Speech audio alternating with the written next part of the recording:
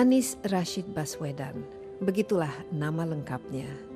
Lahir di Kuningan yang kemudian dibesarkan oleh kedua orang tuanya, Rashid Baswedan dan Aliyah Rashid, di kota Jogja. Ayah ibunya yang berprofesi sebagai dosen mendidik Anies secara moderat. Sejak kecil, Anies sudah akrab dengan dunia organisasi. Pada usia 12 tahun, anak sulung ini membentuk kelompok anak-anak di kampungnya yang diberi nama Kelabang. Ketika SMA, Anies pernah menjadi ketua OSIS se-Indonesia saat ia mengikuti pelatihan kepemimpinan di Jakarta pada tahun 1985. Ia menjadi ketua untuk 300 delegasi SMA se-Indonesia. Ia juga terpilih mengikuti program pertukaran pelajar AFS Intercultural Programs di Milwaukee, Wisconsin, Amerika Serikat. Semasa kuliah di Universitas Gadjah Mada, Anies aktif di gerakan mahasiswa dan menjadi ketua umum Senat Mahasiswa UGM. Ia juga mendapatkan beasiswa Japan Airlines Foundation untuk mengikuti kuliah musim panas bidang Asian Studies di Universitas Sophia di Tokyo, Jepang. Setelah lulus kuliah pada tahun 1995 dan sempat bekerja di Pusat Antar Universitas Studi Ekonomi di UGM, Anies mendapatkan beasiswa Fulbright untuk pendidikan master di bidang International Security and Economic Policy di University of Maryland, College Park, Amerika Serikat.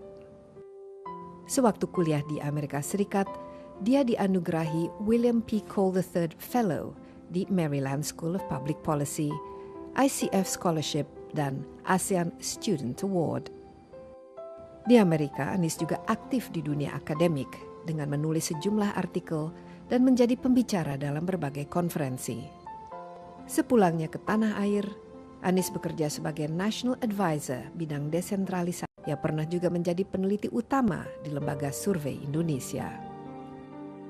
Pada tanggal 15 Mei 2007, Anies Baswedan dilantik menjadi Rektor Universitas Paramadina di Jakarta. Saat itu, ia baru berusia 38 tahun dan menjadi rektor termuda di Indonesia.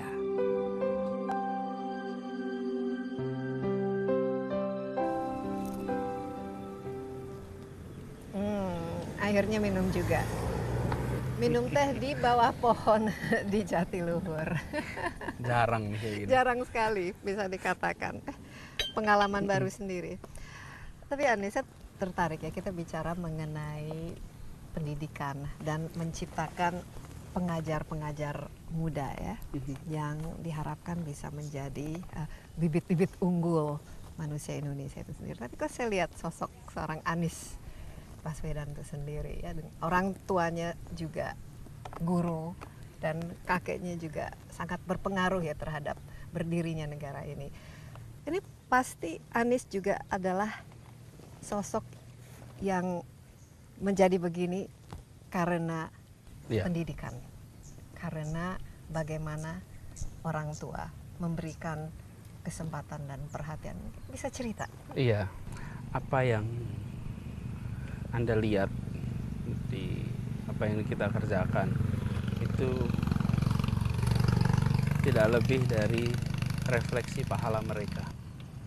Tidak berlebih kalau bilang bahwa ini saya hanya menjalani aja. Mereka yang menstimulasi, mereka yang merangsang. Dan kita sering lupa kalau lihat ada seorang figur, lupa yang di belakangnya itu. Bahwa dia hanya representasi dari sebuah kerja luar biasa. Desi bisa seperti sekarang. Look, apa yang dikerjakan orang tua, lingkungan, impressive, make who you are today. Dan semua kita seperti itu.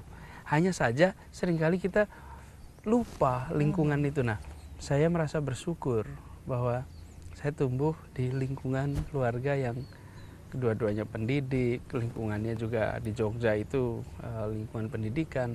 Mungkin bisa bagi cerita mengenai pendidikan yang dialami waktu kecil. Iya, kecil. Saya tinggal di satu tempat namanya Karangwuni.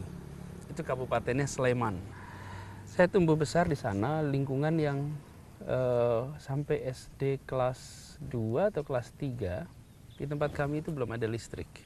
Dan rumah kami itu termasuk agak jauh dari kota masa itu. Sekarang sudah ramai sekali tempat itu. Nah, tumbuh besar ya seperti yang lain-lain aja. Main sana sini.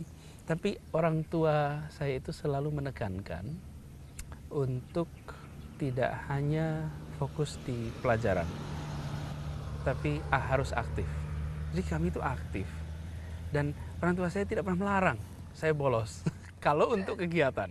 Karena mereka di pendidikan ya, jadi mereka tahu persis bahwa yang dibutuhkan di kemudian hari itu bukan hanya nilai yang tinggi, NEM yang tinggi, IP yang tinggi, tapi justru life skill itu dapat lewat ini semua. Dan di lingkungan juga begitu. Orang tua saya itu sangat tidak intervensionis itu. Selalu memberikan kebebasan. Tapi pintar nggak waktu Termasuk kecil? Enggak juga. Naik kelas terus mereka. Tapi naik kelas terus.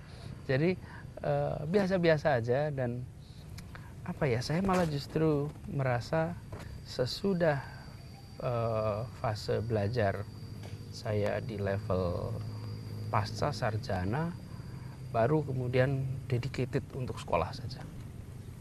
Kuliah, belajar yang serius. Sebelumnya saya kalau belajar selalu balance. Dan saya merasa yang sekarang saya rasakan justru manfaatnya dari keseimbangan itu.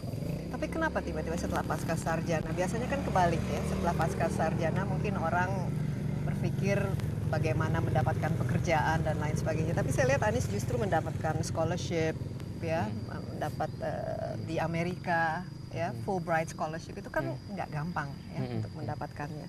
Dan juga PhD dari Amerika. Nah itu sesuatu yang memang direncanakan atau sudah di dalam benak itu memang ingin? Enggak juga. Saya gini, waktu kuliah itu paling nggak saya sadar bahwa saya ingin meneruskan sekolah. Dan syaratnya adalah IP saya harus cukup. Jadi saya IP-nya tidak harus sempurna, tapi saya bisa daftar Fulbright. Dan saya katakan pada anak-anak juga sekarang, mahasiswa kuliah, your high GPA get you a job interview, but it's your leadership that get you the job. It's the leadership that get you the future. Nah, kita seringkali merasa modalnya pada IP aja, enggak gitu. IP itu ya baik gitu, IP tinggi baik, karena itu membukakan pintu. Nah, saya kemudian sesudah selesai kuliah, saya merasa it is now time to pay back. Saatnya untuk membayar kembali. Dan aktif di dunia pendidikan itu bukan karena pendidikannya sendiri. Menurut saya pendidikan itu hanya alat untuk merubah bangsa kita. Dan dari segi kesempatan yang sangat penting juga kan, misalnya kalau Anies tidak mendapat kesempatan untuk apply atau mendapatkan scholarship dan lain sebagainya, tentu sangat mempengaruhi nasib sekarang istilahnya. Nah, bagaimana menciptakan kesempatan-kesempatan ini? Kesempatan itu diraih dengan cara mimpi yang tinggi, lalu kerja untuk melampaui mimpi itu. Jadi bukan meraih mimpinya, tapi untuk melampaui mimpi. Saya itu ingat ketika daftar Fulbright saya ditolak. Kenapa? Saya terima suratnya itu kan, saya nggak diterima, nggak diterima, rasanya udah cita-cita main sekolah. Terus saya telepon ke kantor Fulbright, saya dari Jogja nih telepon. Yang terima Pak Pit namanya. Kenapa saya tidak diterima, saya nomor sekian. Sebentar ya, saya buka filenya, sampai beliau dilihat filenya. Karena Anda daftar bidang yang kami tidak tawarkan. Oh ya, jadi saya tanya, boleh nggak saya ganti bidang? Boleh, apa mau gantinya? Ya Anda tawarkannya apa gitu. Terus saya ambil bidang yang dekat dengan bidang saya. Waktu itu apa yang dipilih? International trade, perdagangan internasional. Yang tidak ditawarkan political economy. Political economy nggak ditawarkan. Saya ganti. Itu sebabnya. Nah, tapi kalau saya tidak datang ke wartel, saya telepon dari wartel tuh di Kopma UGM. Saya nggak telepon ke wartel, saya nggak dapat tuh. Tapi kenapa saya kok harus telepon? Karena saya punya cita-cita mau sekolah lagi, dan ini adalah alat untuk saya berangkat. Karena itu saya harus kerjakan segala macam cara yang boleh untuk saya meraihnya. Dan saya beruntung waktu itu, saya ke wartel, saya telepon, saya tanya, dan diberitahu ganti, dan akhirnya saya dapat. Karena itu saya selalu menghargai orang-orang yang melakukan ekstra.